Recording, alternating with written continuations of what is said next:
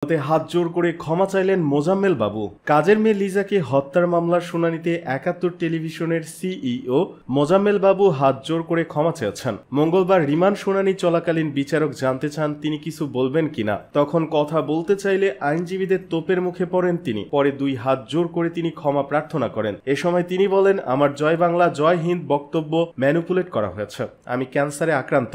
এর আগে রমনা মডেল থানার মামলায় ৭১ টেলিভিশনের সিইও মোজাম্মেল হক বাবু ও ৭১-এর ঘাতক দালাল নির্মূল কমিটির উপদেষ্টা মণ্ডলীর সভাপতি শাহরিয়ার কবিরের ৭ দিনের রিমান্ড মঞ্জুর করেছেন আদালত। ঢাকার অতিরিক্ত মেট্রোপলিটন ম্যাজিস্ট্রেট মোহাম্মদ সানাউল্লাহর আদালত শুনানি শেষে এ আদেশ দেন। এদিন তাদের আদালতে হাজির করা হয়। এরপর মামলা তদন্তকারী কর্মকর্তা পুলিশ পরিদর্শক মোহাম্মদ পায়েল হোসেন তাদের ১০ দিনের রিমান্ডে নিতে আবেদন করেন। এ সময় আসামি পক্ষ রিমান্ড বাতিল ও জামিন চেয়ে শুনানি করেন। অন্যদিকে রাষ্ট্রপক্ষ জামিনের বিরোধিতা করে উভয় পক্ষের শুনানি শেষে আদালত জামিন নামঞ্জুর করে রিমান্ডের আদেশ দেন। গত ৫ সেপ্টেম্বর নিহতের বাবা মোহাম্মদ জয়নাল শিকদার বাদী হয়ে শেখ হাসিনা সহ ১৭৪ জনের নাম উল্লেখ করে মামলা করেন। এ মামলার অভিযোগে বলা হয়েছে, গত ১৮ জুলাই রমনা থানাধীন এলাকায় আসামিদের প্রত্যক্ষ ও পরোক্ষ অংশগ্রহণে গুলি ও রাবার বুলেট নিক্ষেপ করে। এতে ছাত্র জনতা আহত হয়। তখন বাড়ির নিচে থাকা অবস্থায় গুলিবিদ্ধ হন লিজা আক্তার। পরে গত ২২ জুলাই বিকেলে তাকে মৃত ঘোষণা করা হয়।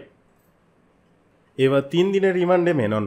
বিএনপির স্থায়ী কমিটির সদস্য মির্জা আব্বাসের উপর হামলার ঘটনায় শাহবাগ থানার মামলায় বাংলাদেশে ওয়ার্কার্স পার্টির সভাপতি ও সাবেক মন্ত্রী রাশেদ খান মেননের ৩ দিনের রিমান্ড মঞ্জুর করেছেন আদালত। মঙ্গলবার তাকে কারাগার থেকে আদালতে হাজির করে পুলিশ। এ সময় মামলার তদন্ত কর্মকর্তা তার ৫ দিনের রিমান্ড চেয়ে আবেদন করেন। পরে শুনানি শেষে ঢাকা মেট্রোপলিটন ম্যাজিস্ট্রেট মাহবুবুল হক ৩ দিনের রিমান্ড মঞ্জুর করেন। ২০১৮ সালের ডিসেম্বরে মির্জা আব্বাসের উপর হামলার ঘটনায় এই অভিযোগ আনা হয়। গত ১২ সেপ্টেম্বর সকালে ঢাকা চিফ মেট্রোপলিটন ম্যাজিস্ট্রেট আদালতের বিচারক বৈষম্য বিরোধী ছাত্র আন্দোলনে বিভিন্ন হত্যা মামলায় রাশেদ খান মেননকে কারাগারে পাঠানোর আদেশ দেন। এর আগে ২৭ আগস্ট রাজধানীর আদাবর থানায় করা গার্মেন্টস কর্মী রুবেল হত্যা মামলায় ওয়ার্কার্স পার্টির সভাপতি রাশেদ খান মেননের ৬ দিনের রিমান্ড মঞ্জুর করা হয়। রাজধানী নিউমার্কেট থানা এলাকায় ব্যবসায়ী আব্দুল ওয়াদুদকে গুলি করে হত্যার অভিযোগে করা মামলায় তাকে ২২ আগস্ট গ্রেপ্তার করা হয়। ওই মামলায় ২৩ আগস্ট তার ৫ দিনের রিমান্ড মঞ্জুর করেন আদালত। পরে আদাবর থানায় গার্মেন্টস কর্মী রুবেল হত্যা মামলায় মেননকে গ্রেপ্তার দেখানো হয়।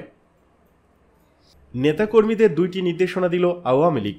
দেশে চলমান পরিস্থিতিতে দলীয় নেতাকর্মীদের ২টি নির্দেশনা দিয়েছে আওয়ামী লীগ। এ নির্দেশনায় বলা হয়েছে, দলীয় নেতাকর্মীদের আইনের আশ্রয় প্রার্থনা করতে। মঙ্গলবার দলটির ভেরিফাইড ফেসবুক পেজে এক পোস্টের মাধ্যমে এ নির্দেশনা দেওয়া হয়। এতে বলা হয়, জাতিসংঘের মানবাধিকার কমিশনের তথ্য অনুসন্ধান টিম এখন বাংলাদেশে। তারা ১ জুলাই থেকে ১৫ আগস্ট পর্যন্ত ঘটে যাওয়া সব ঘটনার তথ্য সংগ্রহ করবে এবং গোপনীয়তা রক্ষা করবে। নির্দেশনায় বলা হয়, আওয়ামী লীগ ও সহযোগী সংগঠনের নেতাকর্মীদের ও তাদের পরিবারের প্রতি জরুরি নির্দেশনা। আপনি বা আপনার পরিবারের সঙ্গে ঘটে যাওয়া অত্যাচার, নির্যাতন, হত্যাকাণ্ড, ভাঙচুর, লুটপাট ও অগ্নিসংযোগের ঘটনা বিবরণ লিখে ১ থানায় অভিযোগ দিন। ২ অভিযোগ না নিতে চাইলে সাধারণ ডায়েরি করুন। এতে আরো বলা হয়, যদি সাধারণ ডায়েরিও করতে না দেয়, আমরা জাতিসংঘের তদন্ত টিমের কাছে দলীয়ভাবে অভিযোগ দেব। এছাড়া তারা সব ঘটনার তদন্ত ও বিচার দাবি করেছেন। আশুলিয়া শ্রমিকদের ২ গ্রুপের সংঘর্ষে নারী নিহত।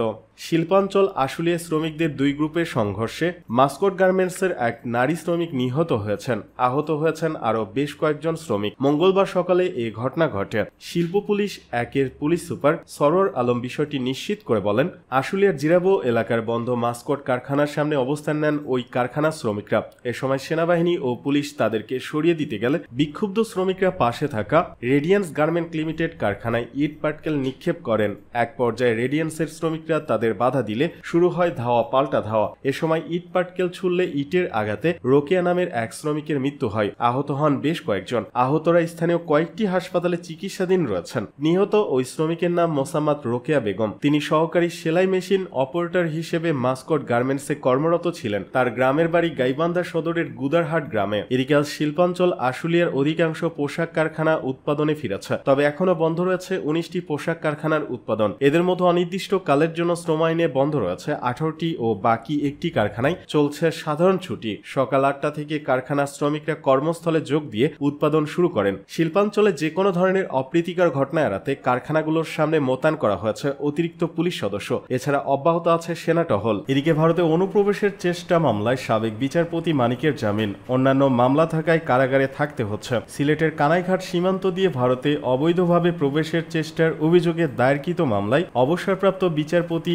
AHM শামসুদ্দিন চৌধুরী মানিক জামিন পেয়েছেন। মঙ্গলবার সকাল 9টার দিকে তাকে সিলেট অতিরিক্ত চিফ জুডিশিয়াল ম্যাজিস্ট্রেট আদালতে তুলে পুলিশ এই মামলায় গ্রেপ্তার দেখানোর আবেদন করে। এর প্রেক্ষিতে আদালতটির বিজ্ঞ বিচারক মানিককে গ্রেপ্তার দেখানোর নির্দেশ দেন। অপরদিকে শামসুদ্দিন চৌধুরী মানিকের আইনজীবী আদালতে এই মামলায় জামিন আবেদন করলে সেটি মঞ্জুর করেন আদালত। তবে তার বিরুদ্ধে অন্যান্য মামলা থাকায় তাকে সিলেট কারাগারে রাখা হচ্ছে। পরবর্তীতে ঢাকায় স্থানান্তর করা হবে, এই তথ্য নিশ্চিত করেছেন সিলেট সদর কোর্ট ইন্সপেক্টর মোহাম্মদ জমশেদ আলী। এর আগে সকাল 9টার দিকে কড়া নিরাপত্তায় সাবেক বিচারপতি শামসুদ্দিন চৌধুরী মানিককে আদালতে আনা হয়। গত 23 আগস্ট রাতে সিলেটের কানাইঘাট উপজেলার দনা সীমান্ত দিয়ে ভারতে পালিয়ে যাওয়ার সময় শামসুদ্দিন চৌধুরী মানিককে একটি জঙ্গল থেকে স্থানীয় কয়েকজন যুবকের সহায়তায় আটক করে বর্ডার গার্ড বাংলাদেশ বিজিপি।